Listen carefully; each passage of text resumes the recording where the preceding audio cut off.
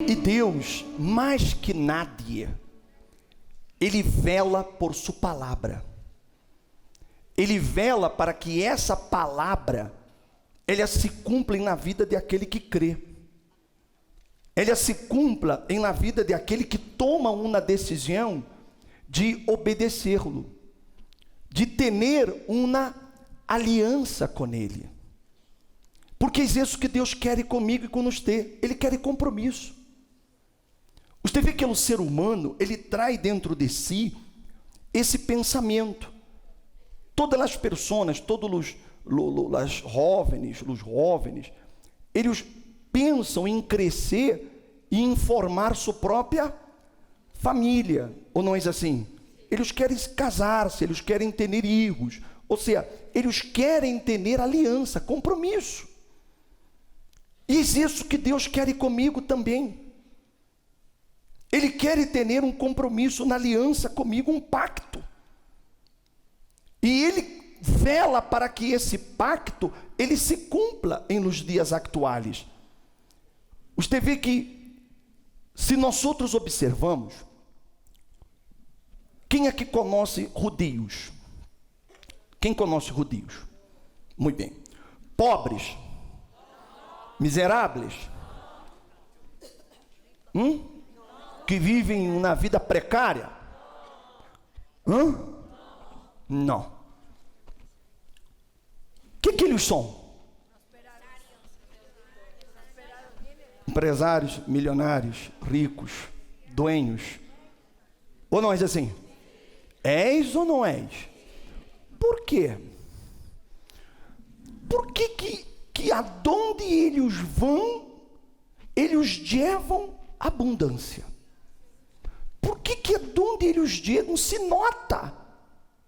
Todo mundo nota que aconteceu algo grande, Adi. Por quê?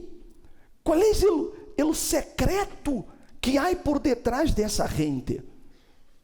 Qual o secreto? Por quê? Simples. Pacto. Pacto. Deus hizo um pacto. E o pacto que Deus hizo é irrevogável. Podem passar-se siglos, mas o pacto sigue sendo honrado. Amém, gente? Porque Deus tem palavra. Você vê que Deus hizo um pacto com a humanidade, não com os judeus, mas com a humanidade, que nunca mais destruiria o mundo através do dilúvio. Não foi assim? Tanto que quando empieza a chover muitíssimo, o que acontece? Aparece o arco. Não é assim? O arco imediatamente aparece e a lluvia se acaba. Por quê? Por causa do pacto. Não é porque eu mereço ou você mereça, é porque Deus tem palavra. Ele tem palavra, e o que Ele promete, Ele vai cumprir. Ele cumpre hasta hoje. Ele cumpre com a humanidade o pacto que Ele hizo com Noé.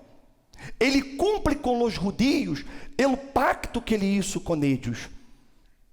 E nós outros? E nós outros? Nosso pacto com Deus não foi hecho, não é hecho através de sangue de animais. O pacto que Deus hizo com nós outros é mediante a sangue, o sacrifício de nosso Senhor Jesus Cristo. Caramba, se Deus, Ele é fiel a um pacto que Ele hizo por meio de sangue de animais, de sacrifício de animais, imagine-se tratando-se do sacrifício de seu próprio filho. Só que o pacto é condicional. O pacto que Deus hizo com nós outros tem condições. Para que Ele cumpra esse pacto comigo, eu tenho que cumprir me pacto com Ele, me parte para com Ele. Se eu não quero cumprir me parte, Deus não pode cumprir a dele. E o problema do cristianismo de hoje é exatamente que eles não têm a visão de lo que Deus quer realizar em eles. Infelizmente, a religião ha cegado a mente das pessoas, o entendimento do povo, para que eles não entendam o que eles têm direito, o que Deus quer fazer com eles. Porque a religião o que trata de fazer é imponer sobre as pessoas cargas. Tu cruz, tus pecados fazem que Deus te castigue, ou não? És ou não és? Tu destino, tu castigo, porque Deus te está castigando. É isso que a religião faz. Então, se as pessoas, elas têm a ideia de um Deus que é cruel. Elas não têm ideia do Deus que a Bíblia se nos revela. Elas não têm essa ideia. Porque se elas tivessem essa ideia, elas nunca viveriam sometidas ao diabo. Quando Deus, ele descendeu no monte Sinaí, ele descendeu por quê? Porque seu povo estava gemendo. Ele viu o dolor de seu povo. Ele viu o que as pessoas estavam sofrendo. E ele disse para Moisés: eu descendi para livrá-los de aquela vida miserável e fazê-los subir a uma terra buena e ancha, a uma terra que flui leite e mel. Ou seja, o que Deus ele prometeu para nós outros é que ele quer livrar-nos, mas ele também quer que subamos. Ele não quer que sua vida siga como está. Não teria sentido ele haver descendido no Sinaí e o povo continuara escravo. Não teria sentido. É como hoje. Não tem sentido que Deus ele descenda em minha vida e minha vida siga igual. Que ele me dê seu espírito e eu continue em el dolor, em el sofrimento. Não tem sentido. Basta que eu use um pouco lá a inteligência. Porque eu não necessito de Deus para sofrer. Eu não necessito de Deus para viver uma vida miserável. Eu não necessito de Deus para viver uma vida de dolor. Eu não necessito. Ou necessito? Não. Eu necessito de Ele para que eu seja primeiro salvo. Amém, gente? Primeira coisa, eu quero Jesus porque eu quero ser salvo. Essa é a primeira coisa que eu anelo, a salvação de minha alma. Mas também eu necessito de Ele para viver uma vida com dignidade, para viver uma vida bendecida, para viver uma vida que as pessoas possam vê-lo em mim, como elas o veem através dos judeus. Amém, gente? Se me hago entender, mira o que está escrito aí. Deus digo assim para Israel. Deus descendeu no Sinaí e mira o que Deus digo. Agora, pois, se odes diligentemente mi voz e guardas mi pacto, então será que? Será para mim um pueblo especial entre quê? Mira-me a mim, por favor. Mira-me a mim. Deus digo que se nós outros odiáramos diligentemente sua voz. Isso aqui significa diligentemente ouvir sua voz. Diligentemente, a palavra diligente significa a pessoa que tem selo, a pessoa que é pronta para ser o que tem que ser hecho. É aquela pessoa que hace o que deve ser hecho e com rapidez. Isso é ser diligente.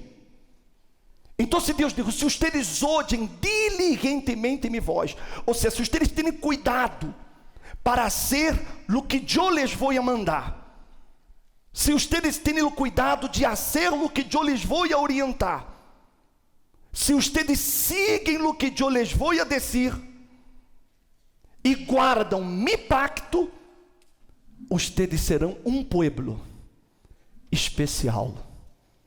Amém. Entre todos os pueblos.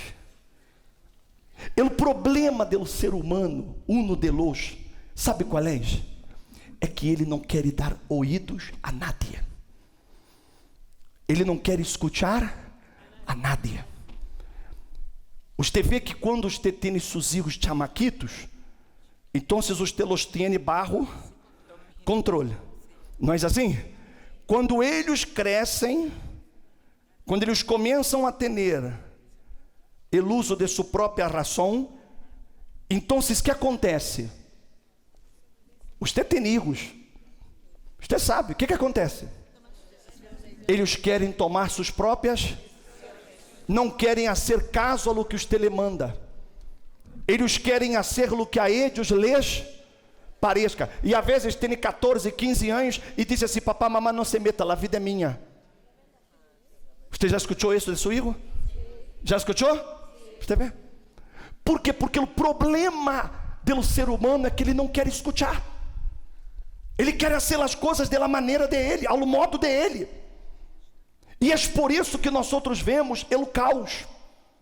Por isso que nós outros vemos tanto dolor, tanto sofrimento. Porque as pessoas não querem fazer caso. Imagine se Elihu não quer fazer caso ao papá, imagine-se a Deus. Imagine-se. Então se a pessoa, ela não tem esse cuidado de querer ouvir e obedecer a voz de Deus, sem questionar, sem querer argumentar, sem querer debater. Não, é escutar e dizer, assim será hecho. Tal como tu me dijiste, assim lo harei. Amém, gente? É isso que Deus espera. É isso que Ele quer de mim. O bispo, você quer dizer que Deus quer que eu tenha uma obediência cega, tratando-se de sua palavra? Sim. Sim. Tratando-se da palavra de Deus, eu lhe obedeço. Por isso que Jesus diz assim, que é necessário que nós outros nos convertamos como ninhos. Como ninhos. Se você agarra um ninho de pequeno, lo coloca aqui arriba e lhe diz assim, tira-te. O que ele vai fazer? Se tira ou não se tira? Por quê? Porque ele obedece. Ele é puro. Ele nunca pensará que seu padre lo vai deixar cair. Nunca. É essa obediência que Deus quer. Mas as pessoas não têm isso. Deus disse, haga isso. Aí ela disse assim, mas e se não funciona? Mas e se eu hago isso e dá errado? Mas e se eu não sinto ganas de fazê-lo? Ou seja, ela não tem como ter um pacto com Deus, porque ela não consegue ser pura em la fé. Ela não consegue entender que Deus jamais nos vai mandar a ser algo que nos cause dano a nós outros. Jamais. Todo o que Deus me pida, todo o que Deus me ordene, todo o que Ele me diga, sempre será para mi bem-estar. Sempre. Amém, gente? Sempre. E se você entende isso, e você passa a obedecê-lo diligentemente, você escute a voz dele através da Bíblia, através de sua palavra, e você obedece, então você será um povo especial para Deus. Amém, gente? Você será uma pessoa diferenciada de toda a sua família. não diferenciada em maneira de vestir, ou porque anda com na Bíblia aqui, não, diferenciada em sua qualidade de vida, em sua condição de vida, porque de pronto você vem de família muito simples, muito pobre, família que nunca pudo ter nada, uma família que nunca floresceu, mas se você obedece ao Senhor Deus, você floresce, você vai ser uma referência para toda a sua família. Toda a sua família verá que nos tem aí algo diferente. Por quê? Porque Deus lhe vai favorecer, Ele lhe vai honrar. Amém, gente? Me está compreendendo? Sim ou não? Foi isso que Ele disse para o povo em el Sinaí. Se ustedes oyen diligentemente minha voz e guarda quê? Me pacto. Pacto, o que significa isso? Compromisso. Por exemplo, eu estou casado há 25 anos. 25. Quando se habla de compromisso, é matrimônio. Eu me acordo de matrimônio. Compromisso. E nesse compromisso que eu assumi com Raquel, tem que haver fidelidade toda a vida. É impossível que um relacionamento dure se não houver fidelidade. Não há pacto se não há fidelidade. Primeira coisa. Não há pacto se não há entrega total. Não se pode. Quando eu me casei com minha esposa, eu me entreguei totalmente para ela. E ela se entregou totalmente para mim. Foi uma entrega de um para o outro. Uma entrega que permanece hasta hoje. Não existe entre eu e minha mulher privacidade. Isso aqui tu não pode estender porque isso aqui é meu. Não, tu não pode estender a senha de minha conta bancária porque isso aí sou eu.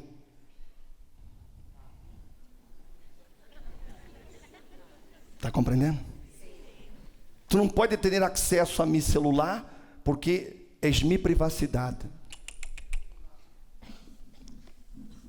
Quando há pacto, quando há aliança, todo o que é de ela é meu. E todo o que é meu é de ela. Não há mais ou menos. Isso é pacto. Não há negociação nisso. É todo de ela, por ele todo de mim. Meu. Todo o que eu tenho passa a ser de ela. E todo o que é de ela é pacto. Não existe pacto sem compromisso. Não existe pacto sem sacrifício. Não há. Se eu quero ter um pacto com Deus, eu tenho que ter essa consciência. Eu vou ter que sacrificar toda a minha vida. Amém, gente? Eu não posso entregar só um pedaço, porque és todo ou és nada. Então, se quando isso acontece, quando eu tenho esse entendimento desse pacto, desse obedecer à voz de Deus, então eu passo a ser pueblo de Deus. Eu passo a pertencer-lhe a Ele. Imagine-se, se eu pertenço a Deus, como que minha vida vai ser um fracasso? Como que minha vida vai ser uma vergonha? Como que eu vou viver uma vida mísera? Se eu pertenço a esse Deus. Aí ele disse mais assim: porque minha quê? És toda a terra, serás para mim quê? Um reino de sacerdotes e uma nação santa. Estas são as palavras que dirás a los hijos de Israel. Então, se Deus, olha, mira que coisa gloriosa. E essa é a proposta do Monte Sinaí. A hogueira santa do Monte Sinaí é sobre essa fé. Deus, Ele quer fazer maravilhas em minha vida e em sua vida que nunca foram vistas. Coisas que nunca nadie viu em minha vida. Deus quer fazer nessa hogueira santa. E Ele digo, ustedes serão para mim um reino. Um reino. Ou seja, Deus, Ele quer que eu venha reinar em vida. Ele não quer que eu venha reinar solo quando eu vá para o céu, não. Está aí. Serão para mim um quê? Um reino de quê? Sacerdotes. Quando se habla de sacerdotes, não é apenas o bispo, os pastores, não. Sacerdotes são todos aqueles que sacrificam para o Senhor nosso Deus. Amém, gente? E Ele quer que eu seja um rei nesse planeta, nesse mundo. Que eu vivo na vida, que todo mundo pueda ver a glória dele em mim. Um reino de sacerdotes. Amém, gente? Uma nação santa. Ou seja, Deus não lhe trajo aqui em la Igreja Universal para que você viviera uma vida, perdão de la palavra, mediocre. Não foi para isso que Deus lhe trajo aqui. Deus não lhe trajo aqui na Igreja Universal para melhorar um pouquinho sua vida, para resolver um problema. Não foi para isso que Ele lhe trajo aqui. Não foi para isso que Ele descendeu no Monte Sinaí. Não foi para isso. Ele foi ali para transformar um povo escravo, um povo a quem nadie valorava, um povo que era humilhado, um povo que vivia miseramente. Ele foi ali para agarrar aquele povo e fazer aquele povo ser um reino de sacerdotes. Amém, gente? Um reino de sacerdotes, pessoas que iam reinar em vida, e nessa vida, e depois a eterna. Me está compreendendo? Por isso que lhe digo, toda a terra é minha. Ou seja, tudo o que há aí é meu. E para quem Deus dará isso? Para quem? Ele quer dar para você. É para você que Ele quer dar. Mas Ele quer que você tenha essa consciência de que Ele só lhe pode dar isso se você assume esse pacto com Ele, de que você entenda que eu pertenço ao grande Rei e eu estarei aqui para administrar todo o que és de Ele. Então, se eu vou enriquecer, mas essa riqueza não é para mim, essa riqueza é para os propósitos dele. Eu vou salvar minha família, mas não para mim, porque minha família é para ele. Eu vou ser uma pessoa sana, mas serei sano para a glória de ele. Amém, gente? Se me hago entender? Porque tudo é de ele, e ele dá para aqueles que têm compromisso, para aqueles que assumem esse compromisso. Então, de nada vai a servir que você, por exemplo, entre a la hogueira santa, se você não quer assumir compromisso, se você não quer realmente dar todo para Deus, se você não tem essa disposição de dar todo para Deus, então não haga. Não haga, porque você não quer dar. Você não quer entregar 100% para Ele. Você quer questionar o que Ele ordena, então não há pacto, não há aliança. Mas se eu decido entregar todo para Ele, 100%, eu vou subir esse Sinaí com esse objetivo de eu vou entregar toda a minha vida, todo o meu ser e todo o que Ele me pida, eu se lo darei, porque todo é para Ele. Se eu tenho esse entendimento, então minha história vai cambiar. Não é resolver um problema, é minha história, é minha condição de vida que vai cambiar.